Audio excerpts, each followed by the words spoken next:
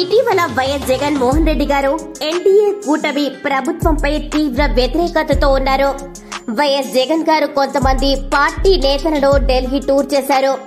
NDA కూటమిపై ఆయన అసంతృప్తినంతా అక్కడ చూపించారు. ఐఎన్డీఐ కూటమితో సభ ఏర్పాటు చేయించి సరికొత్త రాజకీయం మొదలుపెట్టారు. రెడ్ బుక్ పేరుతో రాష్ట్రాన్ని విధ్వంసం సృష్టిస్తున్నారని ఆయన మండిపడ్డారు.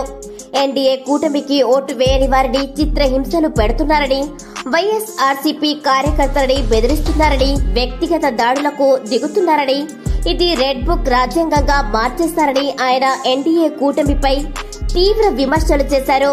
అయితే ఈ సభలో ఒక గమ్మత్తైన విషయం ఏమిటంటే వైఎస్ జగన్ గారు ఐఎన్డీఐ కూటమితో దగ్గరవుతున్నారా అనేది మరో కోణం. వైఎస్ షర్మిల గారు కూడా పిల్ల కాలువలు అన్ని కాంగ్రెస్ గూటికి చేరాల్సిందే అని ఒక సందర్భంలో అన్నారు. మరి చెల్లి చెప్పిన విషయాన్ని అన్న నిజం చేస్తున్నాడా అనేది మరో కోణం. ఢిల్లీలో కూడా మీ శవ రాజకీయాలు మొదలు పెట్టారా అంటూ టీడీపీ కార్యకర్తలు, అభిమానులు చాలా ఘాటైన విమర్శలు చేశారు. అలాగే టీడీపీకి సంబంధించిన కొంతమంది నాయకులు కూడా ఈ ఢిల్లీ టూర్ ని విమర్శించారు. వైఎస్ జగన్ ఢిల్లీ టూర్ లో చేసేది దొంగధర్నా అంటూ తెలుగుదేశం పార్టీ మినిస్టర్ సవిత గారు ఆరోపించారు. సొంత చెల్లికి న్యాయం చేయలేని వారు ఇవాళ శాంతి భద్రతలపై మాట్లాడుతున్నారు.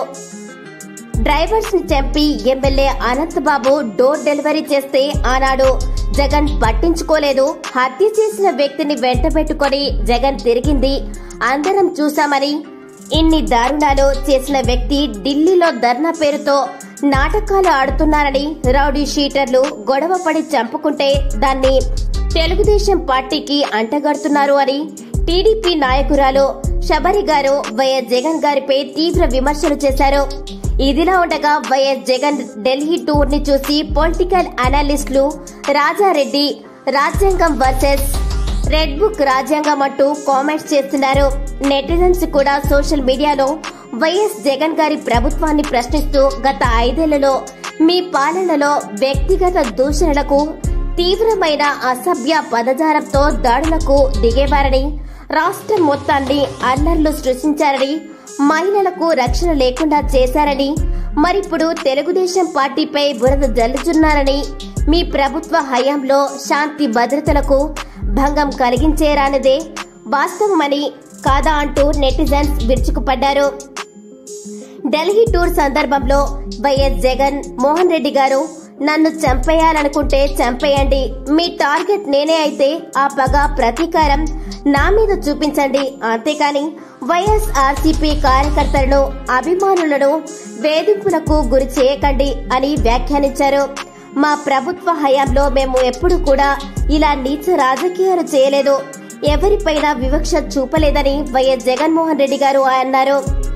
ఐఎన్ఐ కూటమిలో అఖిలేష్ యాదవ్ గారు ఆంధ్రప్రదేశ్ రాజకీయాలను ఉద్దేశించి, అధికారం ఎప్పటికీ శాశ్వతం కాదని, ముందు ఎన్డీఏ కూటమి వచ్చింది, తర్వాత మళ్లీ వైఎస్ జగన్ గారు సీఎం అయ్యారు, ఇప్పుడు ఎన్డీఏ కూటమి వచ్చింది, తర్వాత వైఎస్ఆర్సీపీ రావచ్చు అని వ్యాఖ్యానించారు.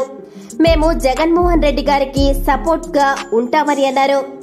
కేరళ ఎంపీ అబ్దుల్ వహాబ్ వైఎస్ జగన్ గారిని ఉద్దేశించి, మీరు సీఎం కాదు ప్రధానమంత్రి అవుతారని ఆయన వ్యాఖ్యానించారు. కేరళ ఎంపీ అబ్దుల్ వహాబ్ వైఎస్ జగన్ గారిని పీఎం అవుతారని చేసిన వ్యాఖ్యలను సోషల్ మీడియాలో ట్రోల్స్ చేస్తున్నారు. ఏఐడిఎంఎల్ చంద్రశేఖర్ గారు ఈ పోరాటానికి నాంది పలకడం సంతోషమంటూ వైఎస్ జగన్ గారిని మెచ్చుకున్నారు. ఐఎన్డీఐ కూటమి లీడర్ ప్రియాంక గారు కూడా రక్తపాతం ఆపాలి అంటూ వైఎస్ జగన్ గారికి మద్దతు తెలిపారు. ఏది ఏమైనప్పటికీ ఆంధ్రప్రదేశ్ రాజకీయాలు రోజురోజుకి ఉద్రిక్తం అవుతున్నాయి.